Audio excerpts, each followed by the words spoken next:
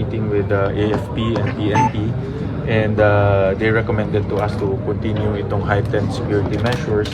I can't go into the details, no? But kasama ko si Senator King, si SP Soto. We met with SP Soto kasi ang chairman ng National Defense Committee.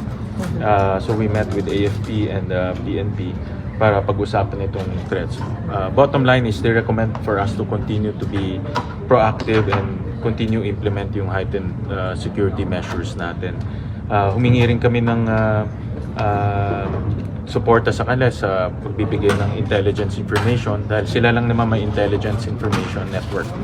So tuloy-tuloy yung pag-collaborate at coordinate namin sa So, kanila. committee hearings muna, sir, para walang visitors?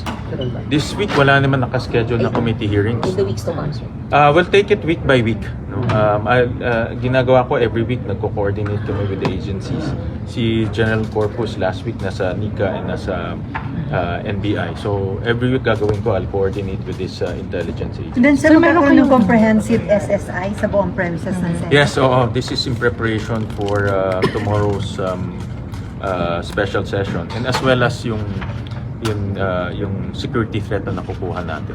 So tuloy-tuloy yung aking coordination until malaman natin na wala nang ganitong threat or pwede na natin ma-manage yung mga ganitong And the threat. armed threat remains to be armed group na susugod sa Senado. Remains to be that? Kasama na rin yun. No? Kasama na rin yun. So, tama ba, sir? Ang trabaho ko kasi is maging paranoid para maging safe ang mga empleyado, safe kayo lahat. No? So I'm doing this in order to make sure na safe ang mga empleyado natin at premises natin.